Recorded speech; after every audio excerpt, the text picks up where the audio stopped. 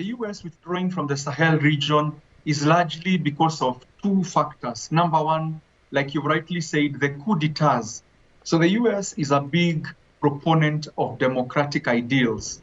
So the US would not want to be seen to be operating in a theater where the government of the day is not legitimate because, they have gotten power through the power of the gun. So there is that to think about.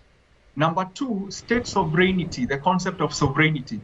When these countries, Burkina Faso, Niger, Mali, asked the US and by extension France to withdraw, they were invoking their sovereignty. They were invoking the rights they have as sovereign countries.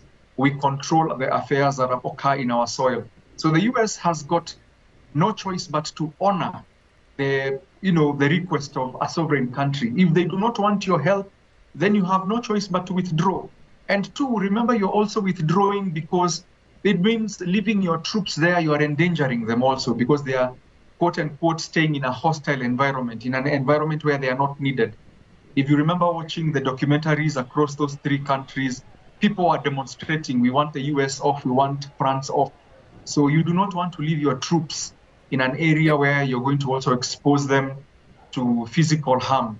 So the US has done the right thing, in my view, in terms of obeying the concept of sovereignty and walking out because those countries have requested and told you to leave. How about the fact that when they leave a vacuum, and we've seen in some cases where once they left, the Russians or the Wagner group took over some of those spots that were held by these multinational forces, including the United States. By the danger of the US and by extension France vacating and leaving the Sahel region is that power does not love vacuums.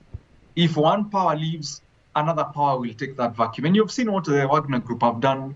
The Russians, now renamed the Africa Corps, they have come in to help or to claim to help Burkina Faso, Mali, and Niger to fight the jihadists.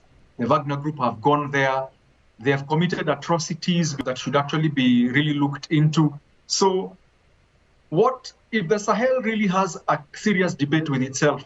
It has replaced, quote unquote, a neo-colonial master who was benevolent to another person, even though they're not claiming they are your master, but they are really literally coming to take advantage of your weaknesses and your vulnerability. So Russia is not going to be any better in the Sahel region.